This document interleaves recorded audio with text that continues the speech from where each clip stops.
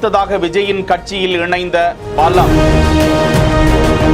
விஜயை சந்தித்து அந்த கட்சியில் இணைவு.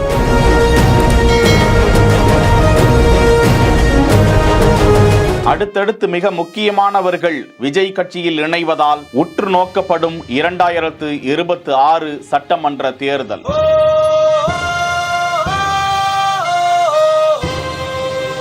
நாஞ்சில் சம்பத் அவர்கள் திமுகவில் தலைமை கழக பேச்சாளராக, அதன் பிறகு மதிமுகவில் வைகோ அவர்களின் கட்சியில் கொள்கை பரப்பு செயலாளராக, ஒரு சிறந்த பேச்சாளராக அவர் மேடைகளில் கடைசி இருக்கையில் அமர்ந்திருப்பவர் முதற்கொண்டு காதுகளை கொடுக்கும் அளவிற்கு, உற்று நோக்கும் அளவிற்கு அவரது உரை இருக்கும். அதன் பிறகு அவர் அதிமுகவில் ஜெயலலிதா அவர்களது கட்சியில் இணைந்த பிறகு மீண்டும் அந்த கட்சிக்கு ஆதரவாகவும் அவர் பேசி வந்தார். அதன் பிறகு அவர் ஜெயலலிதாவால் நீக்கப்பட்டு தினகரனது கட்சியில் சேர்ந்தார். அந்த கட்சியில் இருந்து விலகிய பிறகு பேச்சாளராகவே திமுகவிற்கு ஆதரவானவராகவே பேசி வந்த நிலையில் தற்போது தாவேகாவில் அவரது இணைவு அரசியல் உலகில் ஒரு அதிர்வலைகளை ஏற்படுத்தி இருக்கிறது. கடந்த வாரம் செங்கோட்டையன் அந்த கட்சியில் இணைந்த நிலையில் தற்போது அரசியல் உலகில் ஒரு சிறந்த பேச்சாளராக பார்க்கக்கூடிய நாஞ்சில் சம்பத் அவர்களும் இணைந்திருப்பது பேசுபொருளாகி இருப்பது குறிப்பிடத்தக்கது.